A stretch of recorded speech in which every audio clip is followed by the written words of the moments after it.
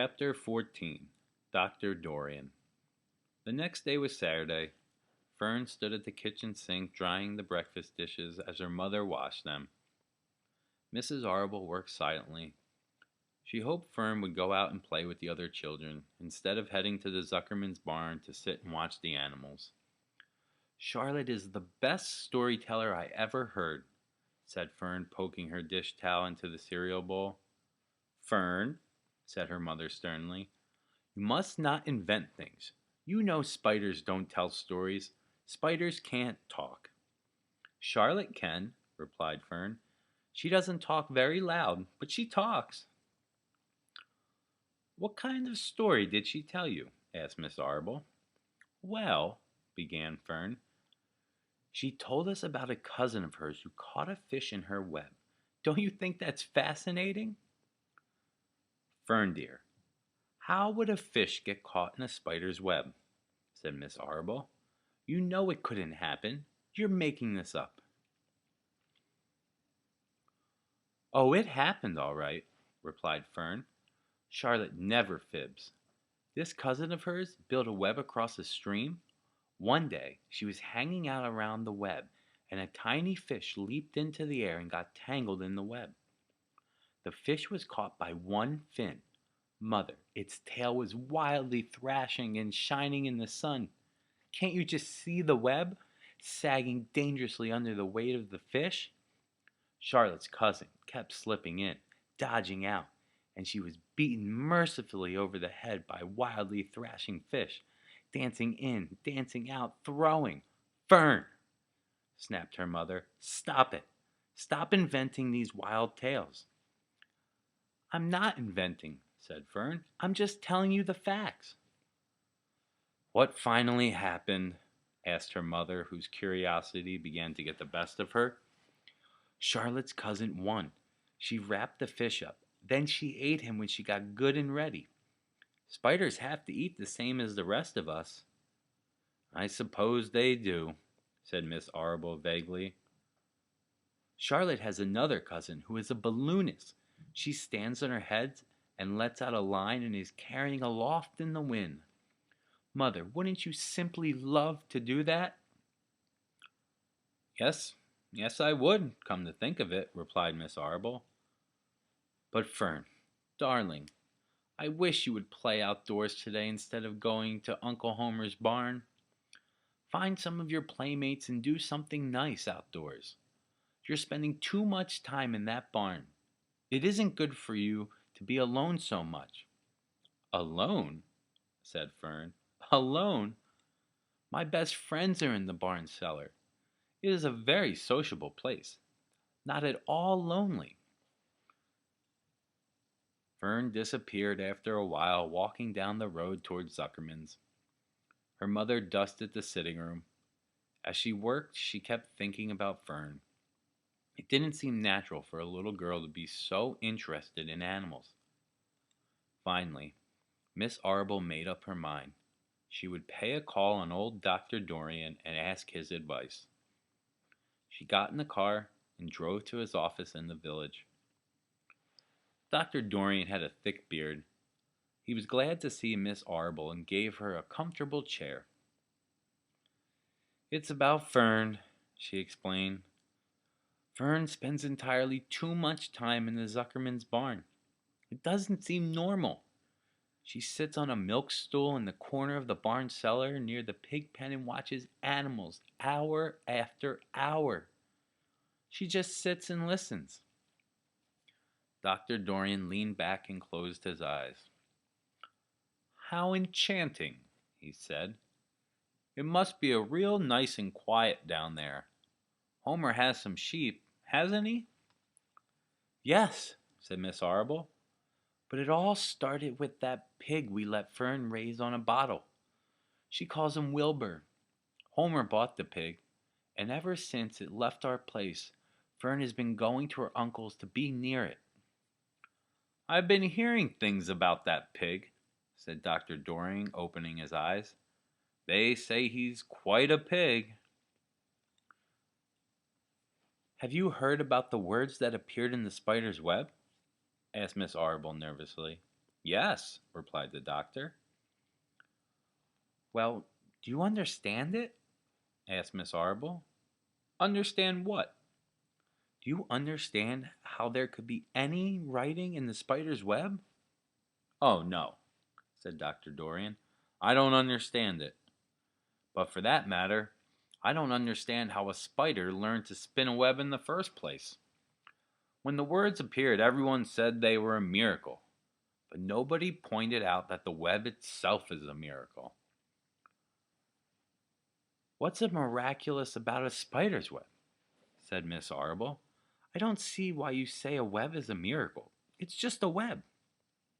Ever try to spin one? Asked Dr. Dorian. Miss Arble shifted uneasily in her chair. No, she replied, but I can crochet a dolly and I can knit a sock. Sure, said the doctor, but somebody taught you, didn't they? My mother taught me. Well, who taught a spider? A young spider knows how to spin a web without any instructions from anybody. Don't you regard that as a miracle? I suppose so, said Miss Arble. I never looked at it that way before. Still, I don't understand how those words got into the web. I don't understand it, and I don't like what I can't understand. None of us do, said Dr. Dorian, sighing. I'm a doctor. Doctors are supposed to understand everything. But I don't understand everything, and I don't intend to let it worry me. Mrs. Arble fidgeted. Fern says the animals talk to each other. Dr. Dorian, do you believe animals talk? I've never heard one say anything, he replied, but that proves nothing. It is quite possible that an animal has spoken civilly to me, and that I just didn't catch the remark because I wasn't paying attention. Children pay better attention than grown-ups.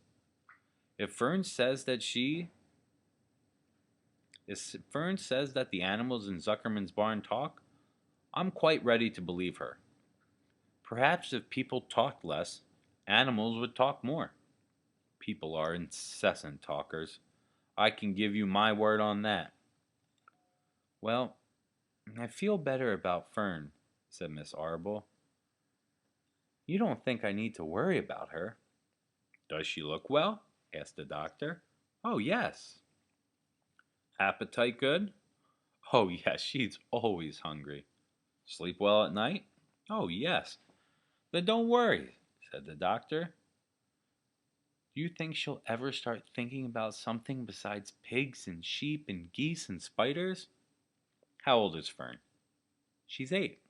Well, said Dr. Dorian, I think she will always love animals, but I doubt that she spends her entire life in Homer Zuckerman's barn cellar. How about the boys? Does she know any boys? She knows Henry Fussy, said Miss Arble brightly. Dr. Dorian closed his eyes again and went into a deep thought. Henry Fussy, he mumbled. Remarkable. Well, I don't think you have anything to worry about. Let Fern associate with her friends in the barn if she wants to. I would say, offhand, that spiders and pigs were fully as interesting as Henry Fussy. Yet I predict that the day will come when even Henry will drop some chance remark that catches Fern's attention.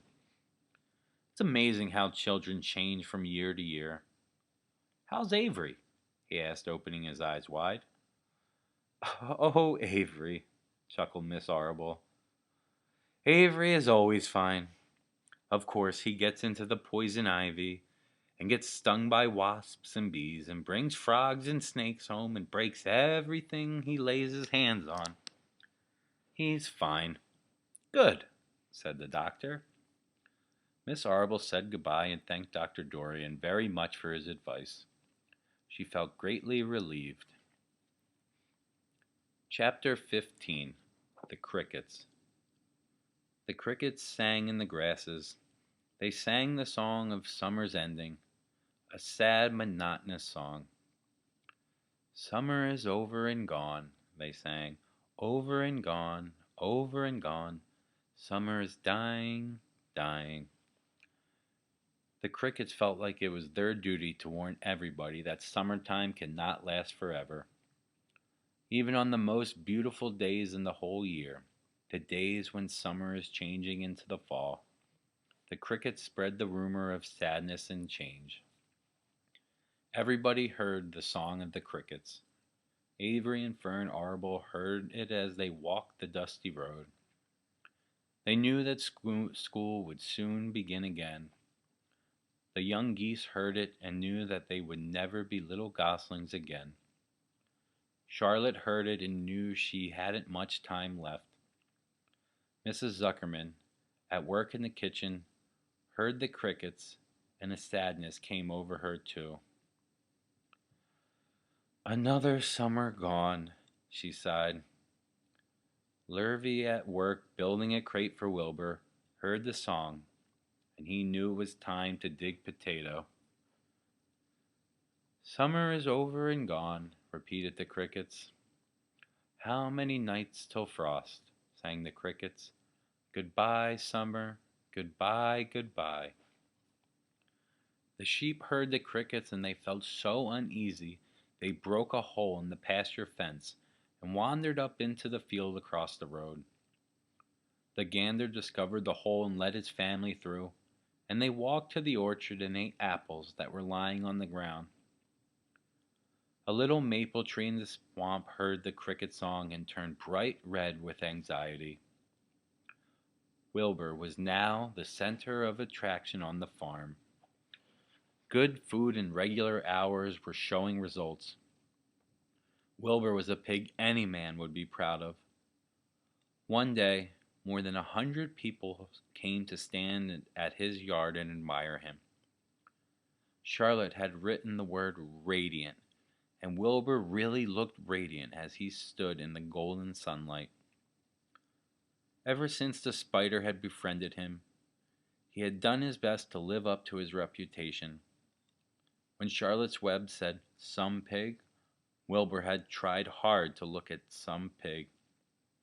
When Charlotte's Web said, "terrific," Wilbur had tried to look terrific. And now that the web said radiant, he did everything possible to make himself glow. It is not easy to look radiant, but Wilbur threw himself into it with a will. He would turn his head slightly and blink his long eyelashes. Then he would breathe deeply, and when his audience grew bored, he would spring into the air and do a backflip with a twist. At this, the crowd would yell and cheer. "How's that for a pig?" Mr. Zuckerman would ask, well pleased with himself. "That pig is radiant." Some of Wilbur's friends in the barn worried for fear all this attention would go to his head and make him stuck up. But it never did. Wilbur was modest. Fame didn't spoil him. He still worried some about the future, as he could hardly believe that a mere spider would be able to save his life. Sometimes at night, he would have a bad dream. He would dream that men were coming to get him with knives and guns. But that was only a dream.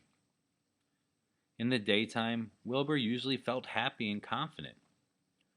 No pig had truer friends, and he realized that friendship is one of the most satisfying things in the world. Even the songs of the crickets did not make Wilbur sad.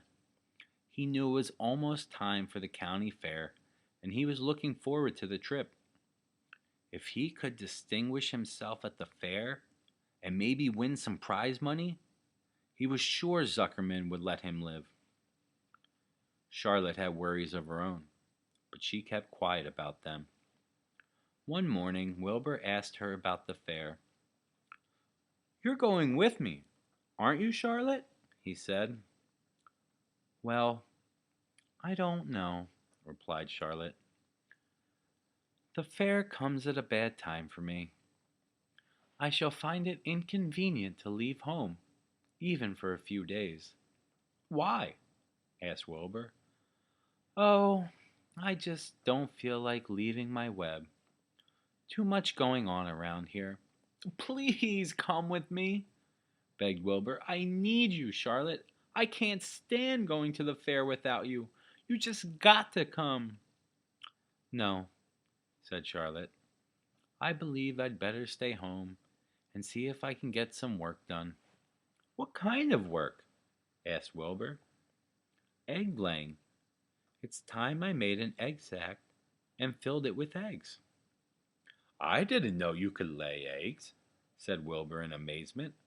Oh, sure, said the spider. I'm versatile.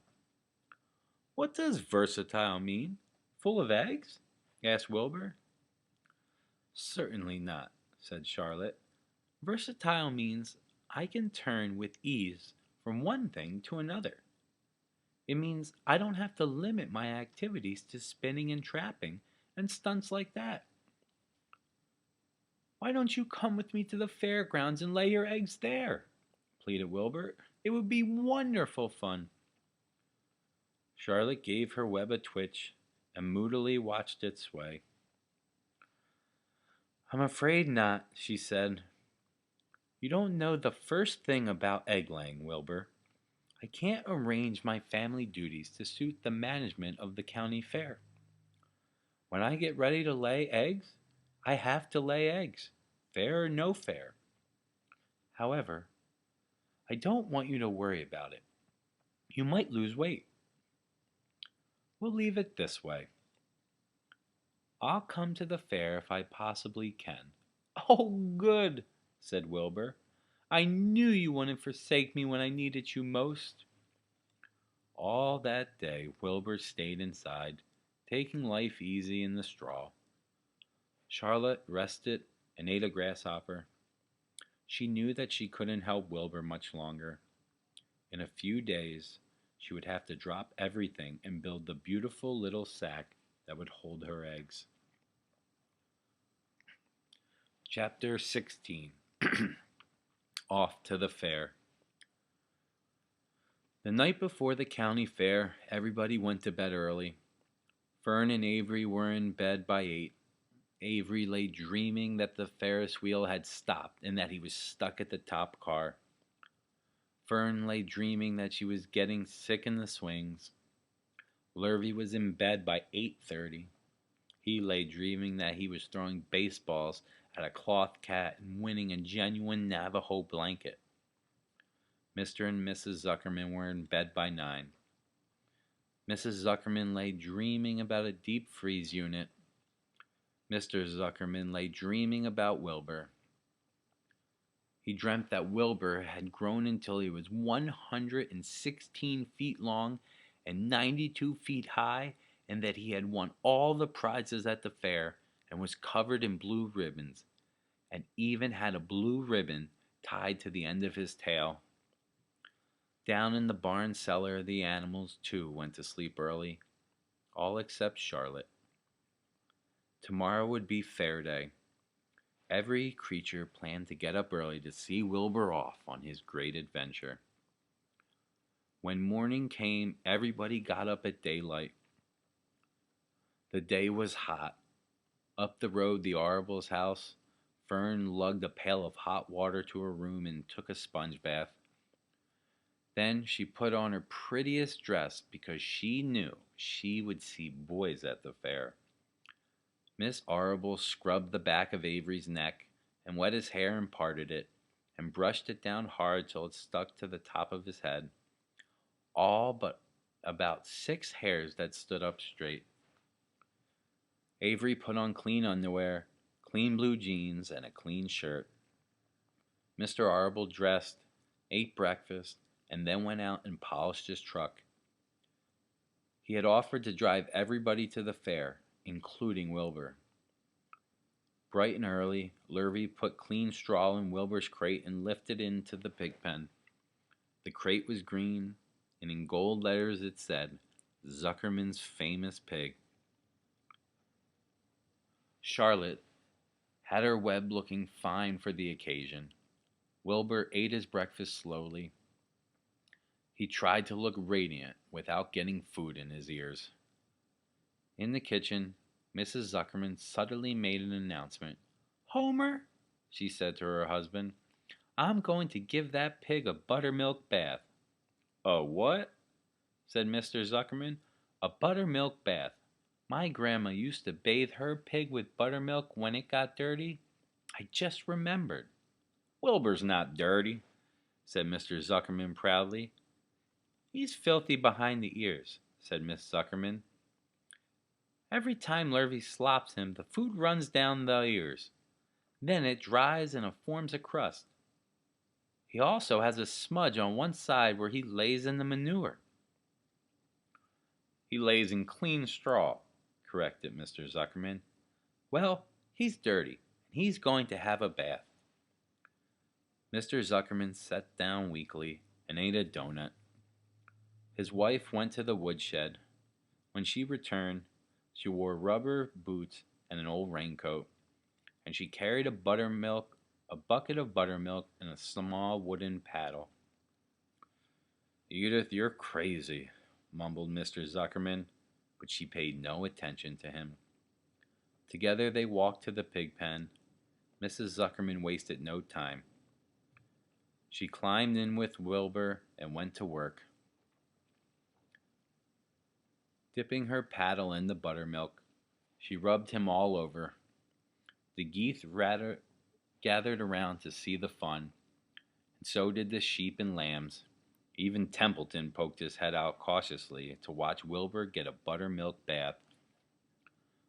Charlotte got so interested, she lowered herself on dragline so close so she could see better.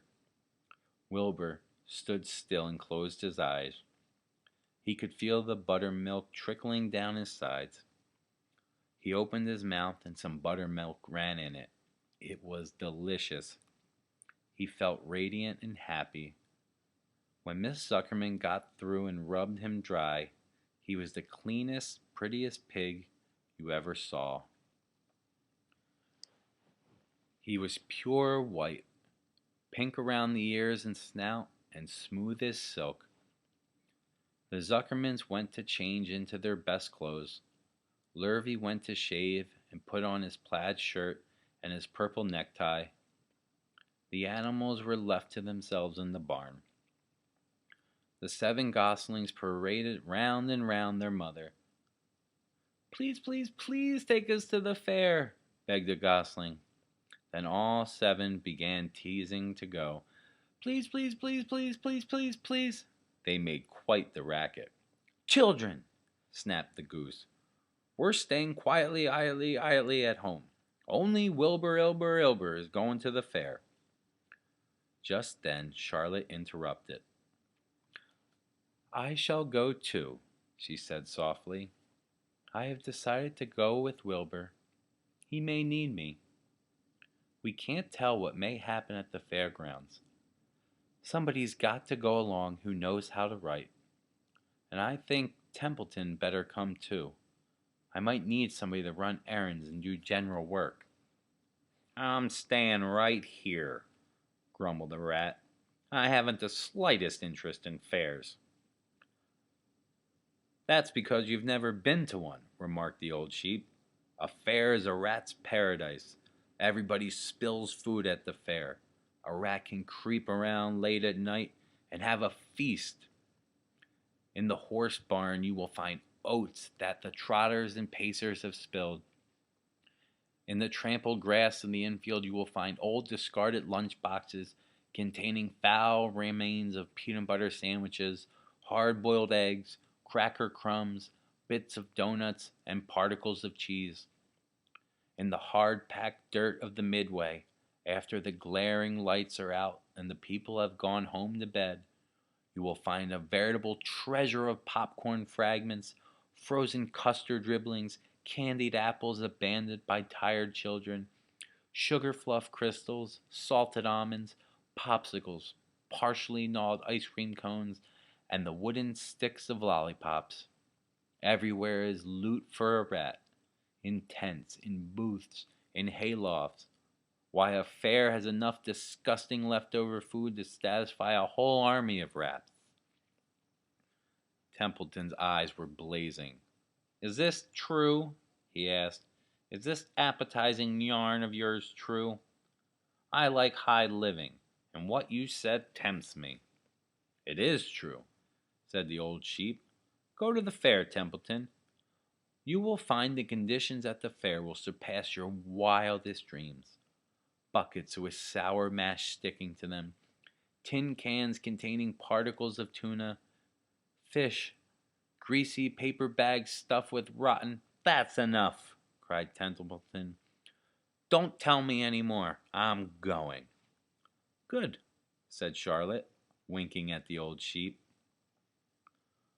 Now then, there is no time to be lost. Wilbur will soon be put in the crate.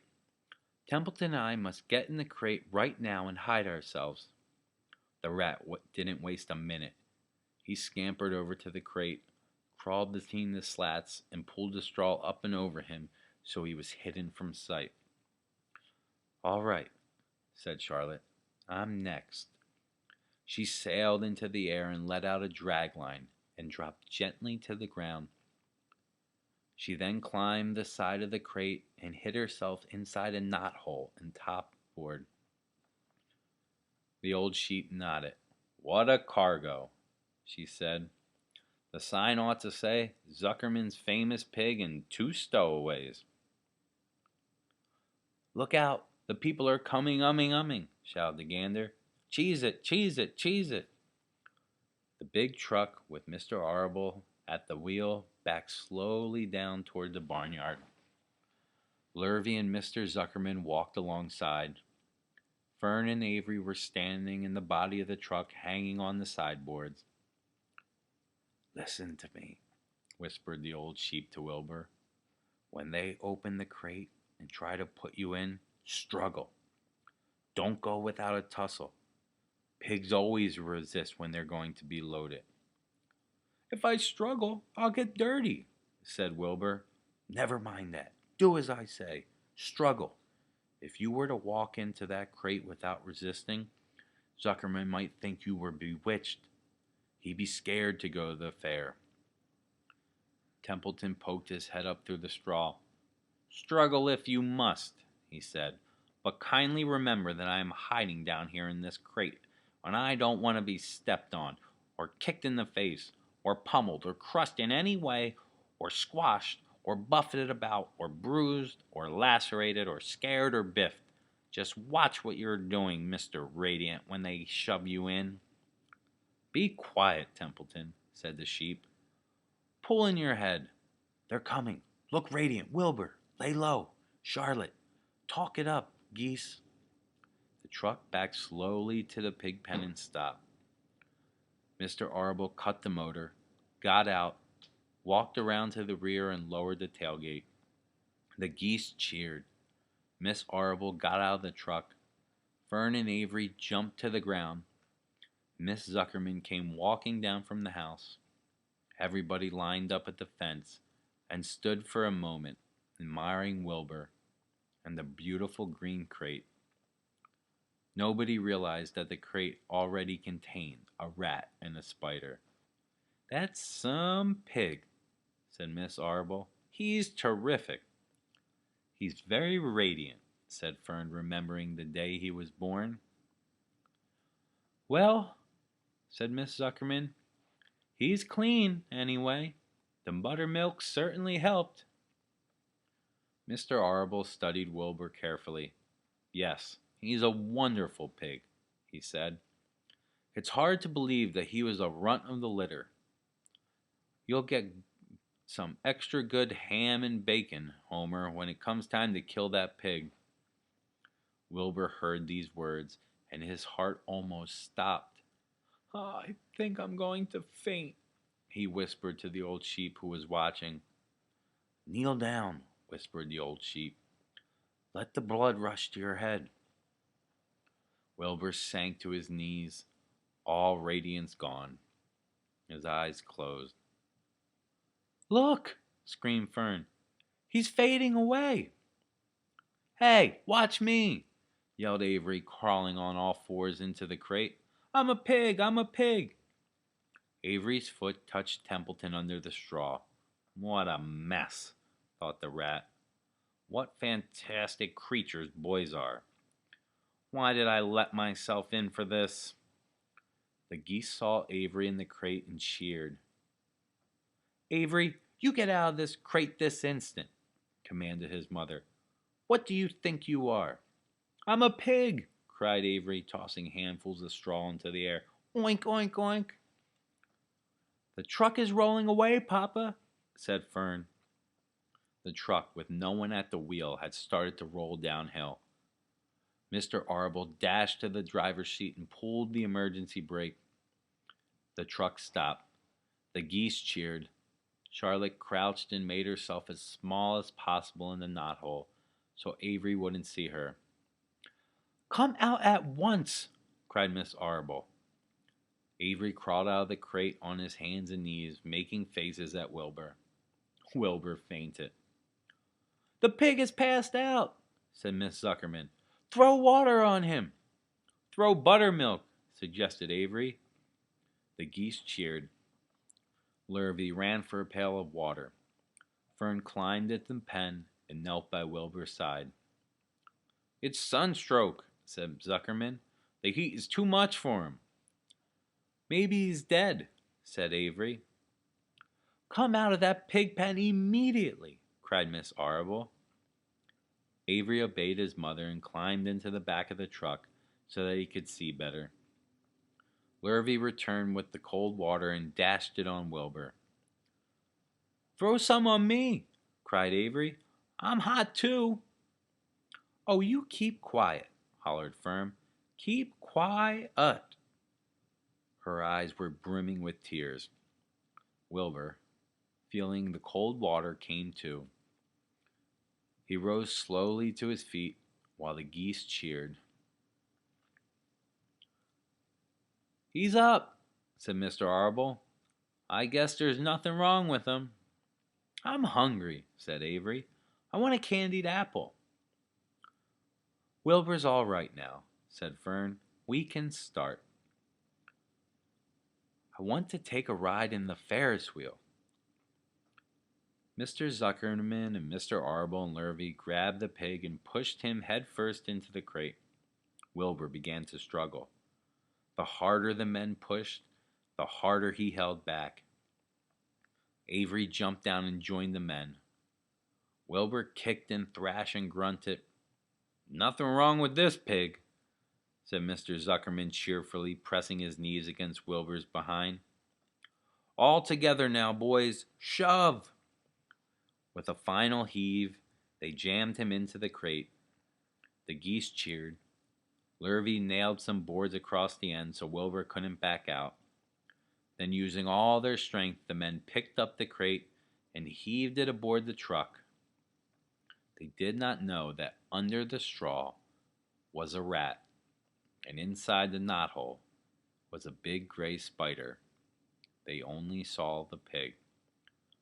Everybody in, called Mr. Arble. He started the motor. The ladies climbed in beside him. Mr. Zuckerman and Lurvy and Fern and Avery rode in the back, hanging onto the sideboards. The truck began to move ahead. The geese cheered. The children answered their cheer, and away everybody went to the fair.